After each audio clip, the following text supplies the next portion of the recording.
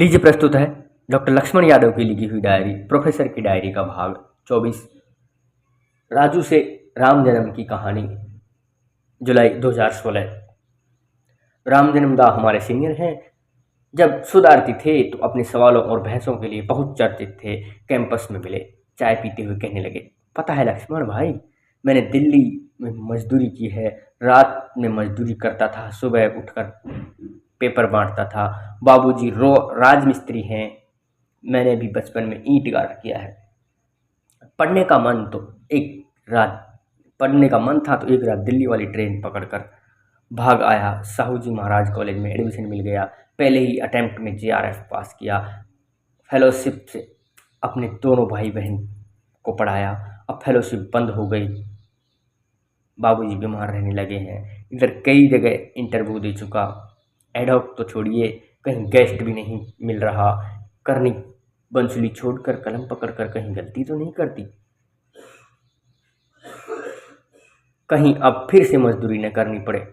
राम जन्मदा पूर्वांचल के बेहद वंचित परिवार से आते हैं, यूपी बिहार के पूर्वांचल से, जहाँ से लिंक जोड़ने की बात एक बार राकेश सर ने की थी। मैंने राम जन्मदा से ही यही बात साझा की।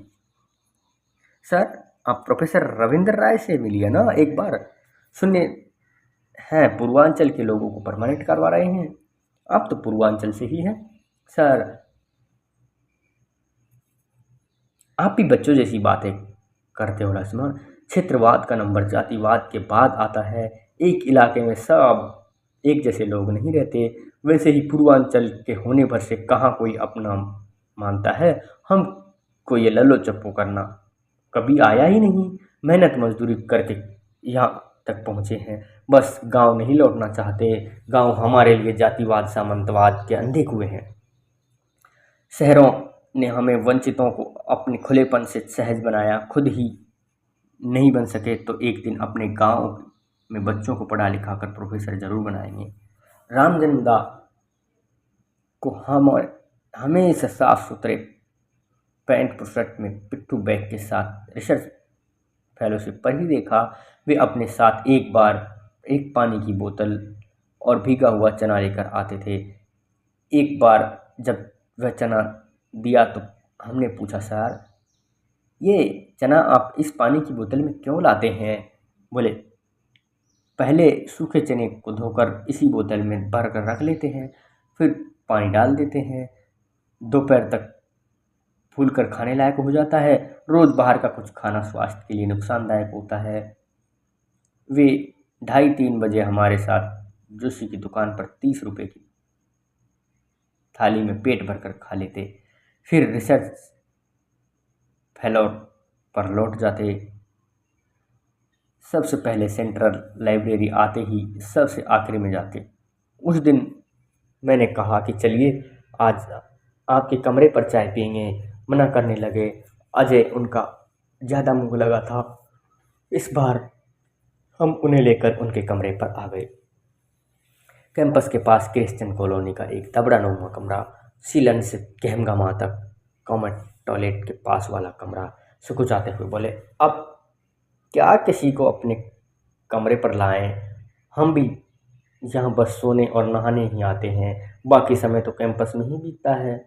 कहीं गेस्ट भी नहीं हो रहा। प्रूफ रीडिंग करके काम खर्च चला रहा हूँ। राम जन्मदा के कमरे में बाबा साहब की बेहद प्यारी सी तस्वीर है। सामान के नाम पर एक साफ सुथरा बिस्तर और दर्जनों किताबें।